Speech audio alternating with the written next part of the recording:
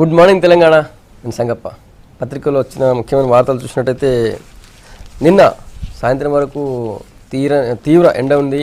సాయంత్రం చూసేసరికి మళ్ళీ వాన బీభత్సం ఉంది. ఇది నిన్న రెండు రకాల వాతావరణం కనిపించింది నిన్న రాష్ట్రంలో. అది ప్రధానంగా అన్ని పత్రికలు కూడా తీసుకున్నాయి. దీనికి సంబంధించి ఆంధ్రజ్యోతి బ్యానర్ చూసినట్టయితే ఎండ వాన అని పెట్టి పగలు ఎండ సాయంత్రం వాన అని చెప్పి బ్యానర్తో న్యూస్ తీసుకుంది. నిప్పుల కొలిమిల రాష్ట్రం సంధ్యా వేళకు గాలి వాన బీభత్సం అని చెప్పి తీసుకుంది. అది ప్రధానంగా ఉన్నటువంటి వార్త. రాష్ట్రంలో నిన్న మొత్తం వడదెబ్బకు 41 మంది మృతి చెందారు. ఏపీలో అయితే 34 మంది చనిపోయారు అని చెప్పి పత్రికలు వార్తలు తీసుకున్నాయి. ప్రధానంగా ఉంది ఇది. తర్వాత నిన్న హైదరాబాద్లో సీతారాంబాగ్లో ఒక ప్లాస్టిక్ గోదాంలో అగ్ని ప్రమాదం జరిగింది. నిన్న మధ్యాహ్నం నుంచి ఫైర్ సిబ్బంది దాన్ని ఆపడానికి ప్రయత్నం చేస్తున్నారు. ఇప్పటివరకు అది ఇంకా కంట్రోల్కి రాలేదు. దాని పక్కన ఉన్నటువంటి ఒక 5 అంతస్తుల బిల్డింగ్ కూలిపోయింది దీనికి సంబంధించి ఈ ఫైర్ యాక్సిడెంట్ ప్రభావంతో. అది ప్రధానంగా రెండో వార్త. ఇక మూడో వార్త చూసినట్టయితే నీతి ఆయోగ్ కేంద్రానికి ఒక రిపోర్ట్ ఇచ్చింది. రైతు పరిస్థితి ఎట్లా ఉంది, రైతు ముఖ్యంగా ఆయన పండించిన పంటపై అమ్ముకునే పరిస్థితి ఎట్లా ఉందనే దాని మీద స్పెషల్గా ఒక స్టడీ చేసి ఒక రిపోర్ట్ ఇచ్చింది కేంద్రానికి. అది ప్రధానంగా ఉన్నటువంటి ఇంకో బ్యానర్. అది రైతుకు తీరని అన్యాయం కేంద్రానికి నీతి ఆయోగ్ నివేదిక అనే బ్యానర్తో వార్తాపత్రికలు తీసుకున్నాయి. మార్కెట్లో చాలా పరిస్థితులు చాలా అధ్వానంగా ఉన్నాయి. వాళ్ళు అక్కడ తీసుకుపోయి అమ్ముకునే పరిస్థితి లేదు. అక్కడ పోయి అమ్ముకోవడానికి తీసుకెళ్ళినా కూడా గిట్టుబాటు ధర లేదు అని చెప్పి రైతులకు సంబంధించిన ఒక స్టడీ చేసింది కమిటీ. దానికి సంబంధించిన వార్త కూడా ప్రధానంగా ఉంది. ఆ తర్వాత ఈ విజిలెన్స్ తర్వాత ఏసీబీ తమపై దాడులు చేస్తుంది. మాకు విద్యాశాఖ అధికారులు మాత్రమే మాతో ఇన్స్పెక్షన్ చేయించని మాపై అని చెప్పి దానికి ఈ ఏసీబీ విజిలెన్స్ దాడులకు నిరసనగా మొత్తం ప్రైవేట్ విద్యాసంస్థలు ఈరోజు నుంచి బంద్ కాల్ ఇచ్చాయి. అది కూడా ప్రధానంగా ఉన్నటువంటి వార్త. ఈ అంశాలపై మనతో చర్చించేందుకు స్టూడియోలో అద్దంకి దయాకర్ గారు, తర్వాత నోముల నరసింహయ్య గారు మనతో ఉన్నారు. నోముల గారు, ఈ private education institutions junior college, all professional colleges ఈరోజు నుంచి బంద్ కాల్ ఇచ్చాయి. విజిలెన్స్ ఏసీబీ దాడులు మా పని చేస్తారు, కార్పొరేట్ వాటి మీద చేయండి మీ ప్రతాపం అంతా, మాకు ఫీజు రియంబర్స్మెంటే చేయలేదు, ఫీజు బకాయిలు ఇవ్వలేదు ఇప్పటిదాకా అని చెప్పి ఈరోజు బంద్ కాల్ ఇచ్చినాయి. ఎట్లా చూస్తారు? ఈరోజు నిజమే బంద్ కాల్ అంటే మూతికి అడ్డం పెట్టి బుట్టు పెడితే ఈవెన్ నోరు లేని మూగజీవులు కూడా ఊకే పునుకులాడి తిరుగుతాయి, అడ్డుపడతాయి. కానీ ఇక్కడ గమనించాల్సింది ఏంటంటే ప్రైవేటు విద్యా సంస్థలు అన్నీ తప్పు చేస్తున్నాయని మేము అనడం లేదు. ప్రైవేటు విద్యా సంస్థలు తల్లిదండ్రులు భరించలేనటువంటి ఫీజులు ఇస్తున్నారు. వాళ్ళు ఇష్టం వచ్చిన పద్ధతులలో ఫీజులు ఇంపోజ్ చేస్తున్నారు. వాళ్ళు ఇష్టం వచ్చిన పద్ధతులలో డొనేషన్స్ చేస్తున్నారు. బస్తాల కొద్దిగా డబ్బులు దండుకుంటున్నారు అని చెప్పేసి మన పత్రికలే వార్తలు రాస్తున్నాయి, ప్రజలే అంటున్నారు. ఇక్కడ గమనించాల్సింది ఏంది, నీకు సంబంధించి ఏమి డైరెక్ట్గా సంగప్పనో నోముల నరసింహయ్యనో కేసీఆర్ గారో పోయి ఎంక్వైరీ చేయకూడదు కదా. There is agency. ఎవడు తప్పు చేస్తే వాడిని ఖచ్చితంగా విచారించడానికి అవకాశం ఉండాలి. మేము విచారిస్తామంటేనే అంత బాధ ఎందుకు? అవసరం లేదు కదా అంత బాధ. ఇక్కడ గమనించాల్సింది ప్రైవేటు విద్యా సంస్థలన్నీ కూడా మేధావులు ఉన్నారు కాబట్టి అందరికీ ఈ పద్ధతి వర్తించదు. ఎక్కడ తప్పు జరిగితే అక్కడ మాత్రమే ఆ పద్ధతి వర్తిస్తుంది. ఈ విషయాలను గమనించకుండా మేమందరం బంధుకాలు ఇస్తాం, మేమందరం మా ఫీజు రియంబర్స్మెంట్ కోసం అని చెప్పేసి ఇదేమన్నా కాదని ఎవడన్నా అంటేనా? నీకు రైట్స్ ఉన్నాయి, నువ్వు కూడా కోర్టుకు వెళ్ళడానికి అవకాశం ఉంది. అదే ప్రైవేట్ ఇన్స్టిట్యూట్గా గవర్నమెంట్కి వ్యతిరేకంగా కోర్టుకు పోవద్దని మీరు ఎవరన్నా ఆపుతున్నారా? అప్పుడు బంధుకాలు ఇవ్వద్దని ఎవడన్నా ఆపుతున్నాడా? మా ఫీజులు రాలేదని. అందుకోసమని చేస్తున్నటువంటి దాంట్లో చాలా డబ్బు దుర్వినియోగం అవుతుంది. విద్య కోసం కావాల్సినటువంటి ప్రైవేట్ ఇన్స్టిట్యూట్ ద్వారా ఒకటి. రెండో అంశం ఏంటంటే నేను ఇంతకుముందు చెప్పినట్టు ఫీజులు అబ్నార్మల్గా వేస్తున్నారు. ఇంకోటి రాయితీలు ఇస్తామని చెప్పేసినటువంటి ఒక గొప్ప సంస్థలు ఉన్నాయి. మన రాష్ట్రం నుంచి వచ్చినా మన రాష్ట్రంలో పుట్టినా వారు రాయితీలు ఇస్తానంటాడు. అయ్యా నేను 1,20,000 లక్ష రూపాయలు అంటాడు. చివరి వరకు మళ్ళీ 1,20,000 1,30,000 వసూలు చేస్తాడు. ఒక ఇంటర్మీడియట్ విద్యార్థి చదవాలంటే ఈరోజు ఆ ఇల్లు కునారిల్లిపోతున్నటువంటి పరిస్థితి వస్తుంది ప్రైవేట్ విద్యా సంస్థలు చేపట్టి. ఒక ఆ విషయం మీద మాట్లాడారు. కేవలం కార్పొరేట్ కాలేజీలను దృష్టిలో పెట్టుకుని వాళ్ళనే వదిలేస్తారు, వాళ్ళపై చర్య తీసుకోరు, మాపై చర్య తీసుకుంటారని చెప్పి అంటున్నారు. నేను అదే అడుగుతున్నాను పాపం నా సోదరులను. నా సిన్సియర్ రిక్వెస్ట్ ఏంటంటే ఎప్పుడైనా కానీ నెగిటివ్ ఆలోచనతో చూడకండి. వేసేది మిమ్మల్ని ఎందుకు మీకోసం అని ఎవరైనా చెప్పినారు? మీకేమైనా ప్రత్యేకించి చెప్పినట్టు? ఎస్, ఎక్కడ తప్పు జరిగినా ఆ తప్పును విద్యా సంస్థలు, ప్రైవేటు విద్యా సంస్థలు ఎక్కడ తప్పు జరిగినా విచారించడానికి ఒక ఏజెన్సీ కావాలా, అది సిబిసిఐడినా, ఎన్ఫోర్స్మెంటా, రకరకాల అది పోలీసుల జోక్యమే వద్దు. ఎవడు ఎంక్వైరీ చేయాలి మరి? ఎంఈఓలు ఎంక్వైరీ చేయాలన్నా, డిఓ ఎంక్వైరీ చేయాలన్నా, మరి ఇంకెవడు ఎంక్వైరీ చేయాలా? వాళ్ళు ఎంక్వైరీ చేస్తే దొరికేది ఎంత? ఎన్ని స్కాలర్షిప్ స్కాములు చూసినాం గతం నుంచి ఇప్పటిదాకా. అందుకోసమని ఖచ్చితంగా ఉండాల్సిందే. వాళ్ళు చదువు మంచిగా చెప్పాల్సిందే, వాళ్ళ ఇన్స్టిట్యూట్ రన్ చేయాల్సిందే. అనవసరమైనటువంటి గొంతెమ్మ కోరికలతో కాకుండా అప్రహెన్షన్ అంత ఉండాల్సినటువంటి అవసరం లేదు. తప్పు చేయకపోతే భయపడాల్సిన అవసరం లేదు. రైట్, మీ దగ్గరికి వస్తాను కొంచెం. చర్చలో టీడీపీ నుంచి సీనియర్ నాయకులు కొత్తకోట దయాకర్ రెడ్డి గారు కూడా వచ్చారు. అద్దంకి దయాకర్ గారు, ఈ రోజు నుంచి వాళ్ళు నిన్న బంద్కాలు ఇవ్వడం కాకుండా మొత్తం అన్ని ఎగ్జామ్ సెంటర్లు అన్నింటిని ఉపసంహరించుకుంటాం, ఇప్పటి నుంచి గవర్నమెంట్ పెట్టి ఏ ఎగ్జామ్ కూడా మేము ఇది ఎగ్జామ్ సెంటర్ కూడా ఇవ్వమని చెప్పారు. అంటే పోలీసుల జోక్యం, మా మీద పోలీసుల జోక్యం ఏంది? పోలీసులు వచ్చి మా ఎంక్వైరీ చేయడం ఏంది? మీరు మీ డిపార్ట్మెంట్ నుంచి ఎంక్వైరీ చేయించండి అంటున్నారు.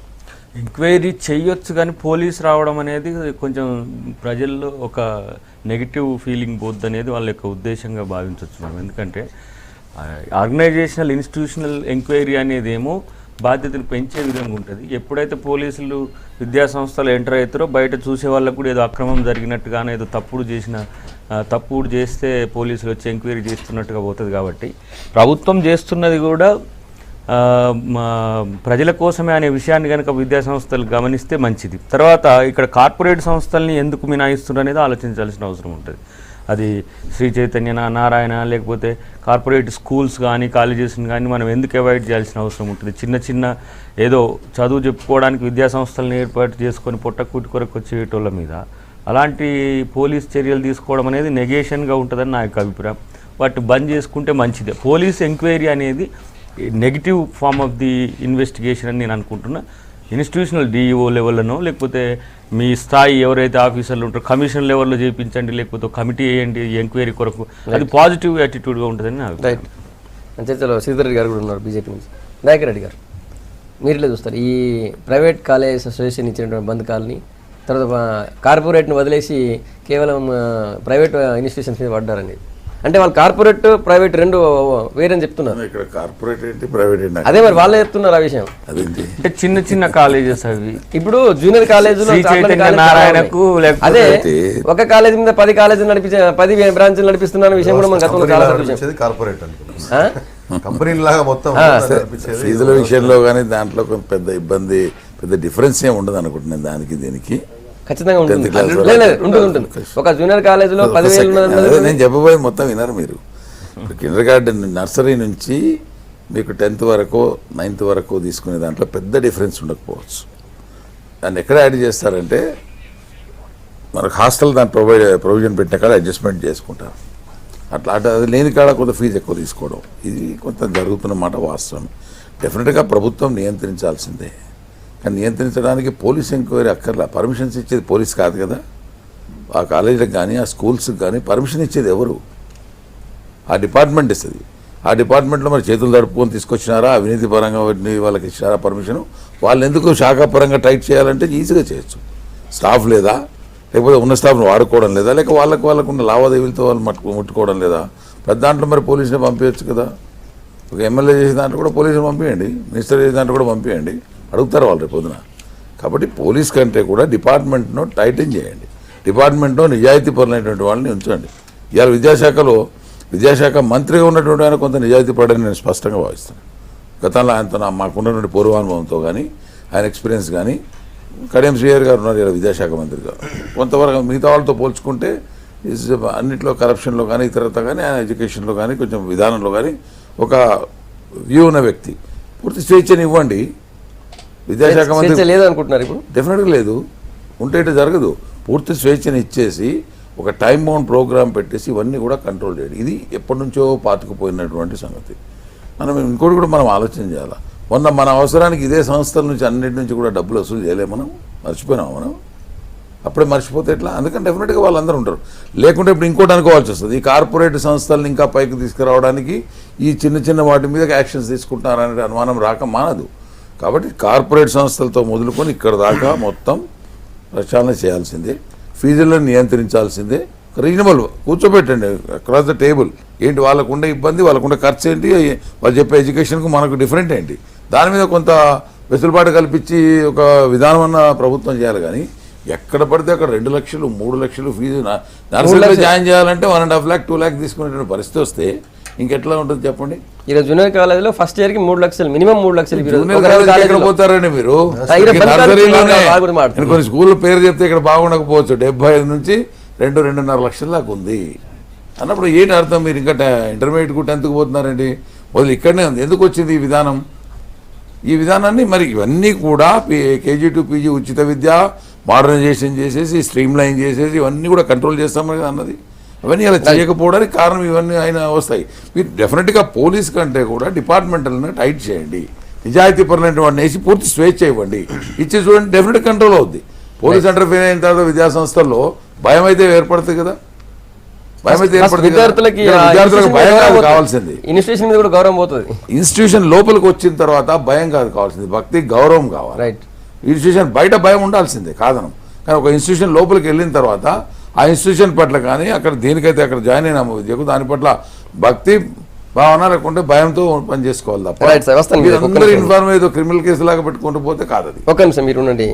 శ్రీధర్ రెడ్డి గారు మీతో మాట్లాడే ముందు Narender Reddy private junior college association నుంచి మన దగ్గర ఉన్నారు. నరేందర్ రెడ్డి గారు ఇప్పుడు ఈ రోజు నుంచి మీరు బంద్ కాల్ ఇచ్చారు, మీరంటారు. నమస్తే నరేందర్ రెడ్డి గారు. కార్పొరేట్ కాలేజ్ విద్యా వ్యవస్థను ప్రక్షాళన చేయాలని నరేందర్ రెడ్డి గారు మేము స్వాగతిస్తున్నాము, అందులో ఎలాంటి సందేహం లేదు. నరేందర్ రెడ్డి గారు ఒక ప్రశ్న ఎలాగైతే ఈ పోలీస్ వ్యవస్థ చేత తనిఖీలు చేయించాలని అంటుందో దాన్ని మేము పూర్తిగా వ్యతిరేకిస్తున్నాము. వినిపిస్తుందా నరేందర్ రెడ్డి గారు? చెప్పండి. అదే మీరు నిన్నటి మీ ప్రెస్ మీట్ లో కార్పొరేట్ కాలేజీలని కార్పొరేట్ ఇన్స్టిట్యూషన్స్ ని వదిలేస్తున్నారు, మాపై దాడి చేస్తున్నారు, మమ్మల్ని టార్గెట్ చేశారన్నారు. ఇంతకు కార్పొరేట్ ఏంది ప్రైవేట్ ఏంది ఈ రెండింటికి తేడా అని చెప్పండి ఫస్ట్. కార్పొరేట్ ఏంటి అనేది మీకు తెలిసిందే. ఇవల్ల చైతన్య నారాయణ విద్యా సంస్థలు ఏ రకంగా స్కూల్స్ జూనియర్ కాలేజెస్ లో ఈ విద్యా వ్యవస్థను భ్రష్టు పడుతున్నాయి అనేది వాటిని కట్టడి చేయడం పక్కన పెట్టేసి నిరుద్యోగులు ఏదైతే తెలంగాణ రాష్ట్రంలో ఈ విద్యా వ్యాప్తికై గవర్నమెంట్ చేయలేని పనిని ప్రైవేటు వ్యక్తులు చేస్తూ మమ్మల్ని ఎంకరేజ్ చేయాల్సింది పోయి ఈ దీని మీద ఎందుకు పెట్టడం? వీలైతే ఆ చైతన్య నారాయణ వాళ్ళని వచ్చి పెట్టండి, లేదా వీలైతే ఇంకా ఈ గవర్నమెంట్ విద్యా వ్యవస్థను మీరు బలోపేతం చేయండి. ఆ రెండింటి మీద ఉన్న బురదను మీరు మా మీద పడి మేమేదో చేస్తున్నామని చెప్పుకుంటున్నది ఈ ప్రభుత్వం అని చెప్పేసి మేము చెప్తున్నాము. తర్వాత ఇంకొకటి ఏంటంటే ఈ తనిఖీలు పోలీస్ వ్యవస్థతో కాకుండా మీరు మా అధికారుల చేత చెప్పించండి అని చెప్పేసి కూడా మేము ఈ సందర్భంగా చెప్తున్నాం.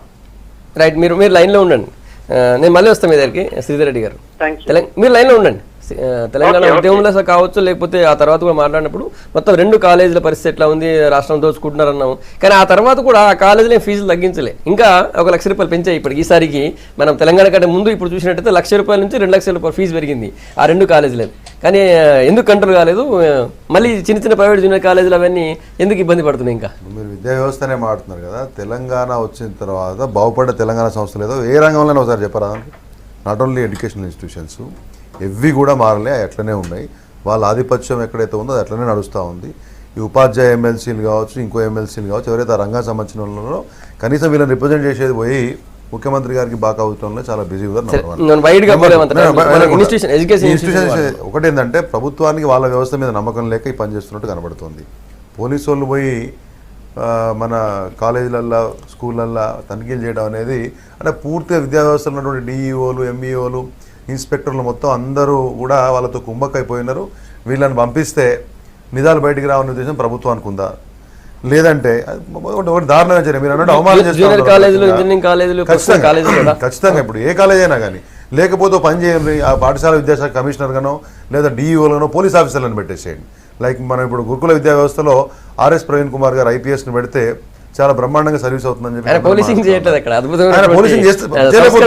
అంటే వ్యవస్థలో ఆ తరహా ఆలోచన విధానాన్ని ప్రవేశపెట్టి ఎక్కడ లీకేజ్ లేకుండా ప్రయత్నం చేస్తుండొచ్చు కదా. ప్రవీణ్ కుమార్ గారి పేరు ఎందుకంటే ఆయన అద్భుతమైనటువంటి ఒక మాట మాట్లాడకపోతే మరి లాభం. నేను చెప్పేది కాంటెక్స్ట్ వినాలి కదా. నర్సయ్య గారు చెప్పారు కదా, పర్వాలేదు మీరు ఎట్లా సమర్థిస్తారు, మీరు పోలీసుని తీసుకొని పోయి వాళ్ళ ఫోటో కూడా చెప్తారు. అది కాదు ప్రవీణ్ కుమార్ గారు ఆ స్థాయిలో అంటే అక్కడ వ్యవస్థ బాగు చేయాలనుకున్నప్పుడు నేను చెప్పేది ఒకవేళ వీళ్ళ మీద నమ్మకం లేకపోతే ఐపీఎస్లను ఐఏఎస్లను పెట్టండి, వాళ్ళే బాగు చేస్తారు కదా అని చెప్పడం నా ఉద్దేశం. రెండోది ఏంటంటే ఐబీ విజిలెన్స్ వీళ్ళందరూ చేయాల్సిన అవసరం ఏంది? ఫీజులపై నియంత్రణ తీసుకురమ్మని చెప్పేసి పేరెంట్స్ కమిటీ హైదరాబాద్లో లొల్లి పెడితే పట్టించుకున్న నాదులు లేడు. అది ఏ కాలేజ్ స్కూల్ కావచ్చు, ఇప్పుడు చిరేకులు ఉన్నాయి, లేకపోతే ఓక్రిడ్జ్లు ఉన్నాయి, ఇంటర్నేషనల్ స్కూల్స్ చాలామంది ఉన్నాయి. వాళ్ళ గడవ దగ్గరికి పోయే దమ్ము ధైర్యం వీళ్ళ దగ్గరకు ఉందని అడుగుతాను నేను. ఎవ్వరికి లేదు. కానీ మామూలు వాళ్ళ మీద మొన్న నేను మంచిర్యాల పార్టీ పని మీద పోతే ఆడ చెప్తున్నారు చాలామంది, మేము సంవత్సరాల తరబడి కాలేజీలు నడిపిస్తున్నాం, ఈ రకంగా ప్రభుత్వం ప్రయత్నిస్తే మాత్రం మొత్తంగా మేము అన్ని మూసుకొని పోవాల్సిన పరిస్థితి ఉంటుంది. కనీసం ముందు సమాచారం ఇచ్చి నోటీస్ ఇచ్చి ఒక 15 రోజులు 20 రోజులు 30 రోజులు ఇచ్చి, లేకపోతే విద్యా వ్యవస్థతో తనిఖీ చేయించిన తర్వాత అప్పటికి ఏమైతే లేదనుకుంటే మీరు పోలీసును వాడుకోండి, మరొకటి వాడుకోండి, కానీ ఏకపక్షంగా మీరు భయభ్రాంతం చేసేటువంటి పరిస్థితి అయితే మంచిది కాదని చెప్పేసి వాళ్ళ ఉద్దేశం. ఇది పట్టించుకోవాలి కదా.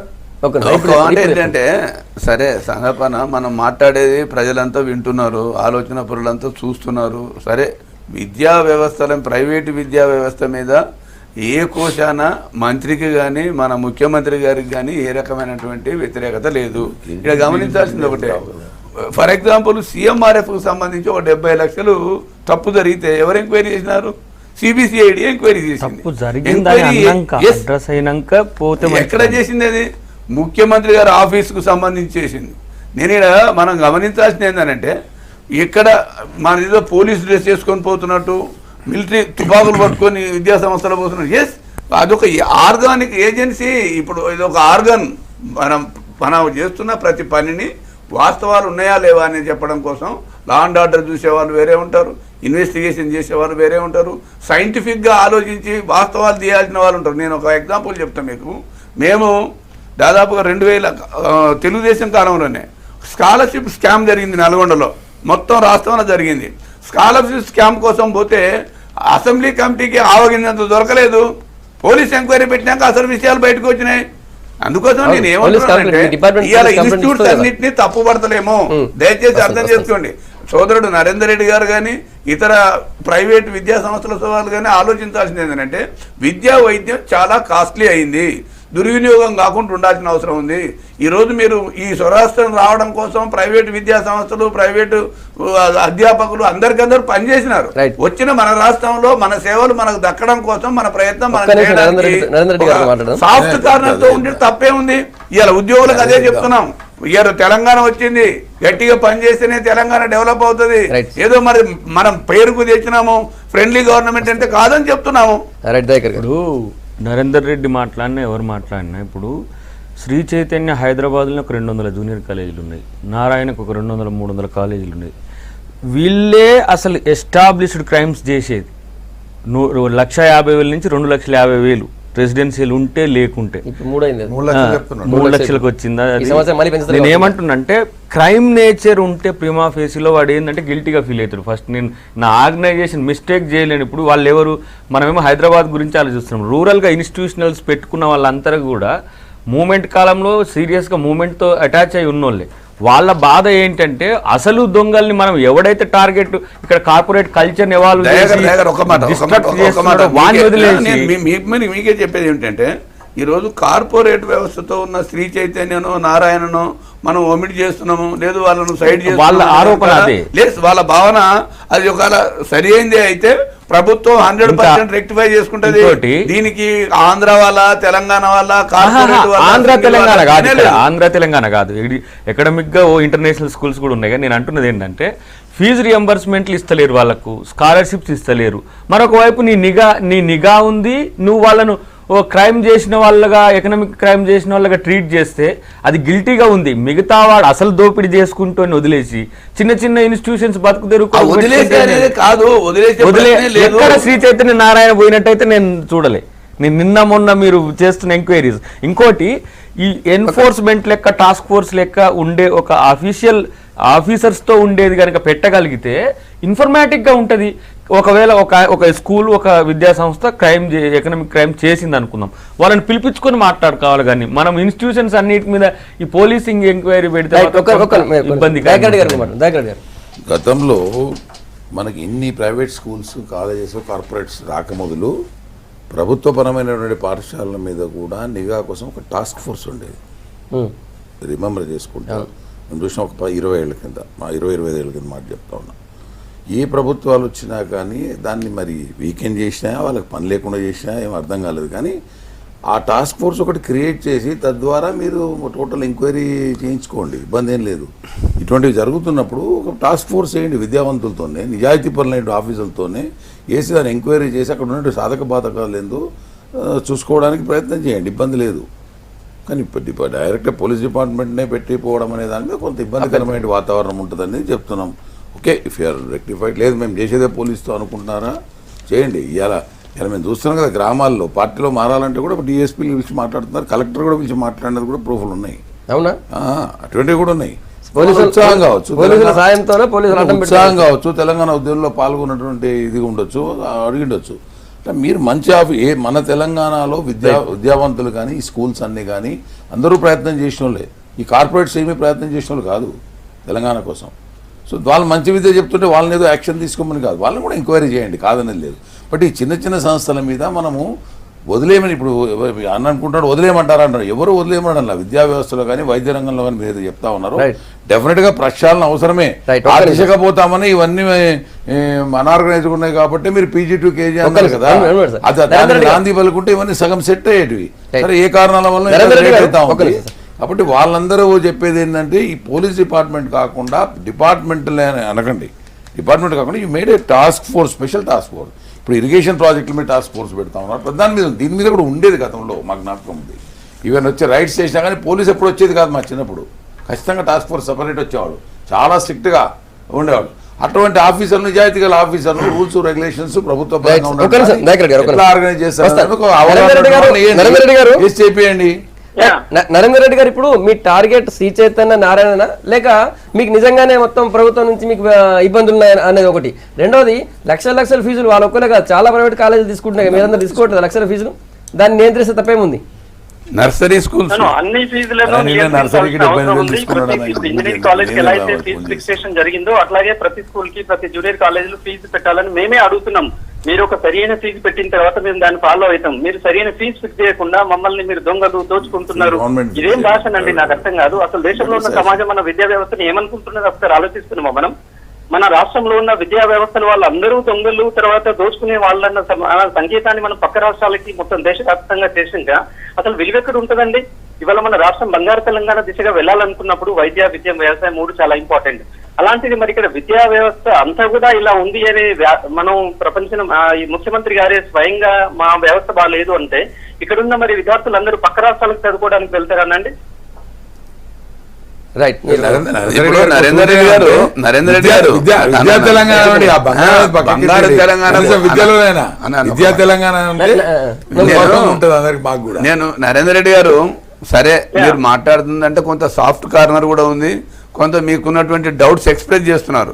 కానీ మేము అనేది ఏమిటంటే ప్రభుత్వం వైపు నుంచి విధి విధాయకాలు పూర్తి స్థాయిలో రాకుండానే వాళ్ళకు వచ్చినటువంటి అనుమానాలతోటి మీకు నాకు ప్రజలందరికీ తెలుసు, ఎక్కడైతే ప్రైవేట్ కాలేజీలు కానీ ఈవెన్ స్కాలర్షిప్స్ తీసుకొని మిస్అప్రాపరేట్ చేసినా కానీ తెలుసు, ఎటువంటి గతంలో జరిగినాయి. వాటి కోసం ప్రయత్నం పాలసీ పెట్టండి,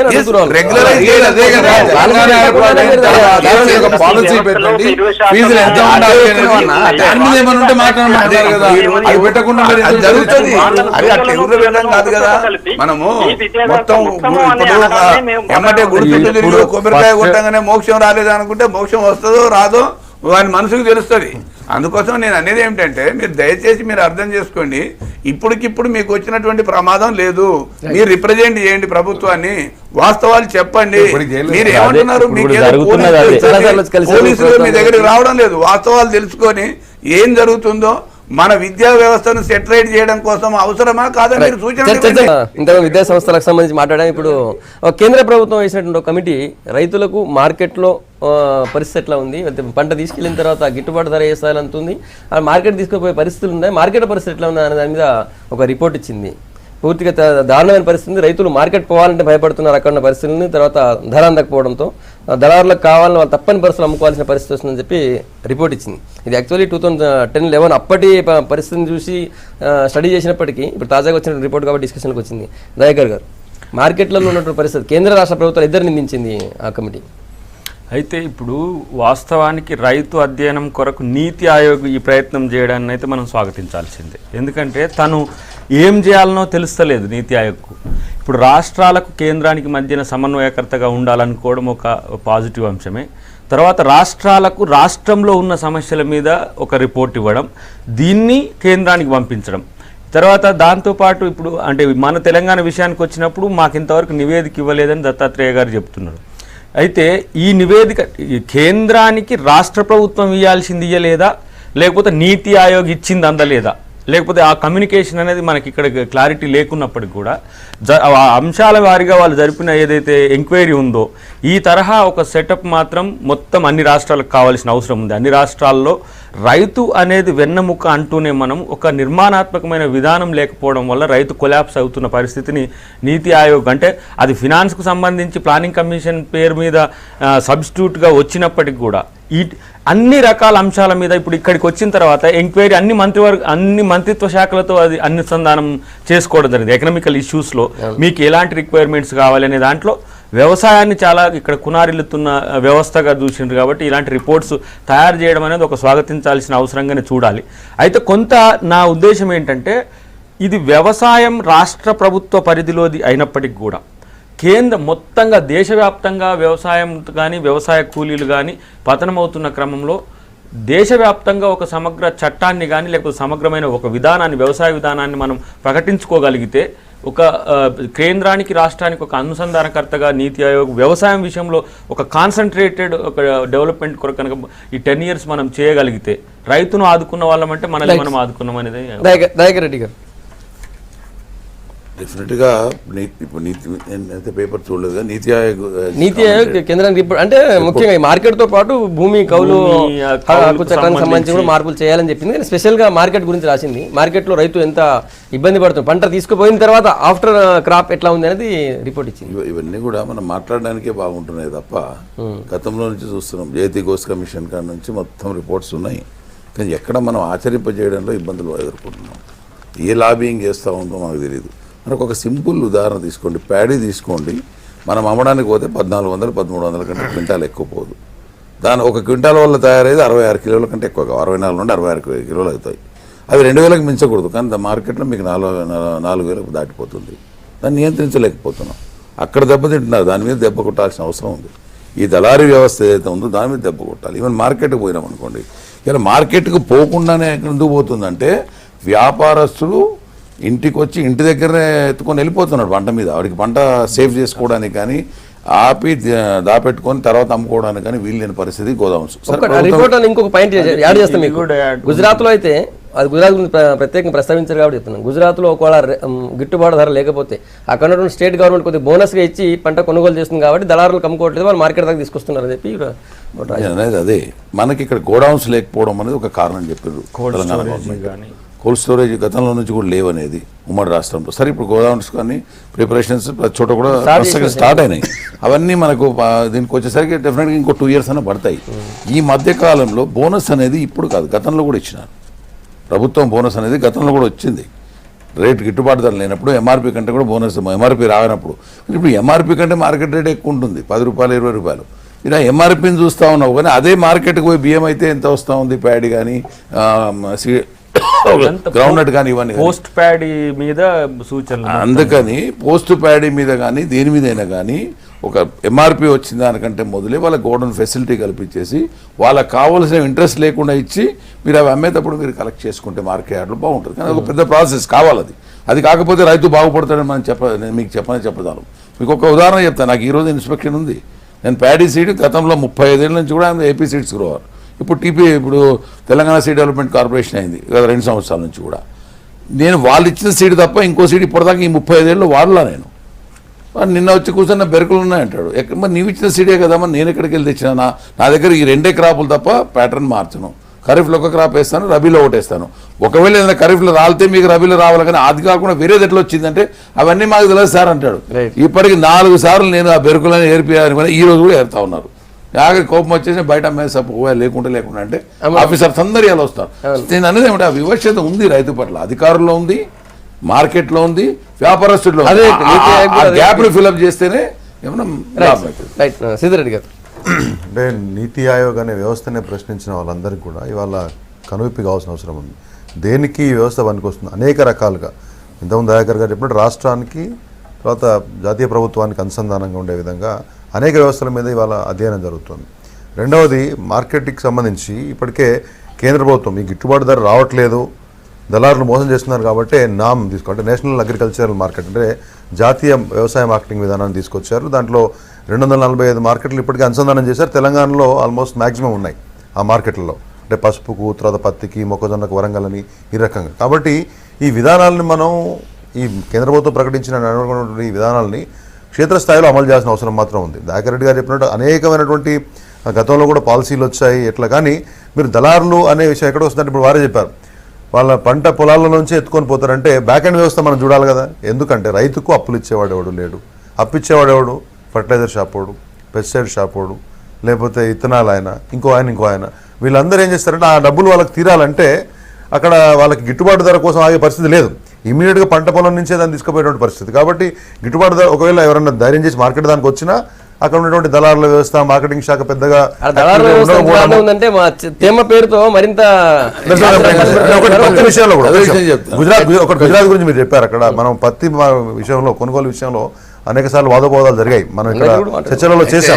కానీ అప్పుడు కూడా ఒక నిమిషం, రాష్ట్ర ప్రభుత్వం ఇక్కడ మనం కొంత మ్యాచింగ్ ప్రైస్ ఇవ్వాలని చెప్పేసి మనం అన్నప్పుడు ఇక్కడ ఎవరు చెల్లించలేదు. కానీ వాళ్ళ నీతి ఆయోగ్ రిపోర్ట్ ఏం స్పష్టం చేసింది, కొన్ని రాష్ట్రాల్లో, నేను గుజరాత్ అని చెప్తే మళ్ళీ ఇప్పుడు ఆడ మీ ప్రభుత్వం ఉందంటారు ఉంది కాబట్టి. ఒక మాట నేను చెప్పేది ఏంటంటే ఇది చాలా మంచి సబ్జెక్టు. దీని మీద నీతి ఆయోగ్ లాంటి సంస్థలు ఖచ్చితంగా ఇంటర్ఫియర్ అయ్యి ఏం జరుగుతుంది, ఎందుకంటే డబ్బు కేటాయించేది ఎవరు, మంది ఎవరో కాదు కదా. దానికోసం అని చెప్పేసి కీలకమైనటువంటి అంశాలకు సంబంధించినటువంటి పరిస్థితులలో ఆ రకమైనటువంటి కామెంట్స్ రావడం మంచిదే. కానీ ఇక్కడ గమనించాల్సిన ఒకటి ఉంది, కేంద్ర ప్రభుత్వ బాధ్యత ఉంది, రాష్ట్ర ప్రభుత్వ బాధ్యత ఉంది. ఈరోజు రైతు పండించేటప్పుడు విత్తనాలు తీసుకున్న దగ్గర నుంచి అన్నీ తీసుకుంటున్నాడు. తీసుకున్న తర్వాత పంట మార్కెట్కి వచ్చిన తర్వాత కొనేది వాడే నిర్ణయిస్తున్నాడు, అమ్మేది వాడే నిర్ణయిస్తున్నాడు. రైతు చేతిలో ఏం లేదు. నెంబర్ 1, దీనికి సంబంధించిన సిస్టమ్ ఏదో ఒకటి ఏర్పాటు అవ్వాలి. రైతుకు అన్నిటినీ అమ్మేటువంటి సంస్థ, కొనడానికి కావాల్సినటువంటిది కాకుండా రైతును కొనేది వాడే, అమ్మేది వాడే నిర్ణయించిన తర్వాత వాని బతుకంతా అగ్గిపాలవుతున్నటువంటి పరిస్థితి. అందుకని ఏమంటారు, కాటికి పోయినా బీటికి పోయినా ఒకటేరా, మళ్ళీ వాపసు వస్తా ఆయరా, ఎంతకో కొంత తగలబెట్టరా అని చెప్పేసి ఆయన పరిస్థితిలో రైతులు ఉన్నాడు. ఇక్కడ గమనించాల్సింది ఏంటి, ఈరోజు రైతుకు సంబంధించి ఇంతకుముందు FCI పేరుతోటి, మిల్లర్స్ లేవి పేరుతోటి వాళ్ళు ఇంటర్ఫియర్ అయ్యేది. ఇప్పుడు వాళ్ళు రావడానికి బంద్ చేస్తున్నారు. నీతి ఆయోగ్ లాంటి సంస్థలు మనం ఆలోచించాల్సింది ఏంటంటే ఈరోజు అసలు FCI ఇంటర్వెన్షన్ లేకుండా పోవడం వల్ల నష్టం జరుగుతుంది. దాని తర్వాత లేవి తీసుకోకపోతే మిల్లర్స్ దానికి సిద్ధపడతలేరు. వీటన్నిటిని గమనించాలి. ఇంకోటి ఏంది, విత్తనాలకు సంబంధించి ఇది రాష్ట్ర కేంద్ర ప్రభుత్వాల ఉమ్మడి అంశం కాదు, వ్యవసాయం రాష్ట్రానికి సంబంధించినటువంటి అంశం. కేంద్రం దీంట్లో ఒక పార్లమెంట్లో ఒక చట్టం చేయాల్సిన అవసరం ఉంది. రైతుకి ఏదో కొంత ధర పెంచితే ఇది మొత్తం వినియోగదారులందరి మీద పడుతుంది, వినియోగదారులందరూ చెల్లించాల్సి వస్తుంది. అంటే మరి వీని సంగతి ఏంది? పండించిన రైతు ఈ రోజు కూడా 50% డైరెక్ట్ గా వాడే దాని మీద బాధ్యత అవుతున్నాడు. కాదు, ఇప్పటికీ రబీకి సంబంధించి మీ సార్ ఇంకా రిపోర్ట్ పంపించలేదంటే అది పంపిస్తే వాళ్ళు నిర్ణయాలు తీసుకోవడానికి అవకాశం. అడ్డం ఉండి ఇంతకుముందు ఒకటి ఆ రిపోర్ట్ లో ఒక నిమిషం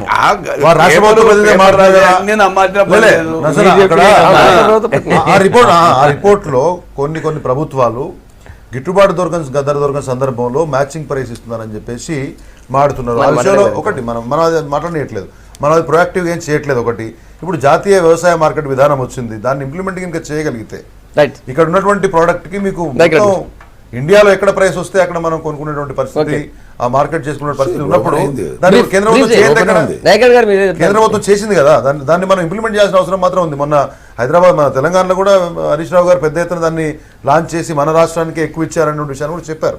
అంటే కేంద్ర ప్రభుత్వం ఇట్ ఈస్ ప్రొయాక్టివ్. ఈ మార్కెట్ జాతీయ వ్యవసాయ మార్కెట్ విధానంలో దాన్ని మనం ఇప్పుడు ఒక విప్లవాత్మకమైనటువంటి మార్పు కింద మనం తీసుకోవాల్సిన అవసరం ఉంది. దాన్ని ఇంప్లిమెంట్ చేస్తే మీరన్న ప్రైస్ వస్తుంది. నేను అనేది అదే, ఇప్పుడు రైతు గారు చెప్పేది ఏదైతే మనం మార్కెట్లో అమ్ముతున్నామో దాన్ని ప్రాసెస్ చేసిన తర్వాత బయట వ్యాపారస్తులు అమ్ముతున్నారో అంత తేడా ఎందుకు వస్తుంది, దాన్ని ఎట్లా కంట్రోల్ చేయగలము, ఆ వచ్చేటటువంటి తేడాను వ్యాపారస్తుడు రైతుకు మాత్రమే వచ్చేటట్టు ఉండి మధ్యలో దళారితనం స్టెప్ బై స్టెప్ అనేది లేకుండా ఉంటే డెఫినెట్గా కొంత మేలు జరగడానికి అవకాశం ఉంది. దానికి ఆర్గనైజేషన్ ఉండాలి. అది ఒక నిమిషం, అది ఎవరు పెట్టాలి? నేను పెట్టాలా, మీరు పెట్టాలా? ప్రభుత్వాలు పెట్టాలా? ప్రభుత్వాలు పెట్టాలంటున్నా. ప్రభుత్వాలు మీరున్నారు, కేంద్ర రాష్ట్ర ఇప్పుడు ప్రభుత్వాలైనా అధికారంలో ఎవరు మేమున్నాము. అన్న ఒకటి మీరు మేమనేది ఇక్కడ వద్దు.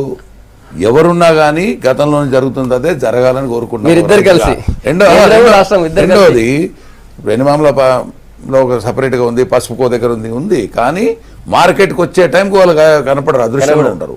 మార్కెట్కి వచ్చిన తర్వాత వాళ్ళు కోఆర్డినేషన్ చేసుకుని అంతా కొనుగోలు చేసి వచ్చిన తర్వాత కూడా తేమ పేరుతో పెట్టిన కొనుగోలు చేసి పెట్టిన తర్వాత ధర పెరుగుద్ది. అప్పుడు వీళ్ళందరూ అదే రైతుల పెరుగుతుంది. Thank you. మార్కెట్ వచ్చిన తర్వాత ఆదుకోవాల్సిన అవసరం అయితే ఉంది. థ్యాంక్ యూ శ్రీధర్ రెడ్డి గారు, కొత్తకోట దయాకర్ రెడ్డి గారు, నోముల నరసింహయ్య గారు, అద్దంకి దయాకర్ గారు. Good morning Telangana. మీ అభిప్రాయం చెప్పినందుకు రేపు మార్నింగ్ మళ్ళీ ఇదే టైం కలుద్దాం.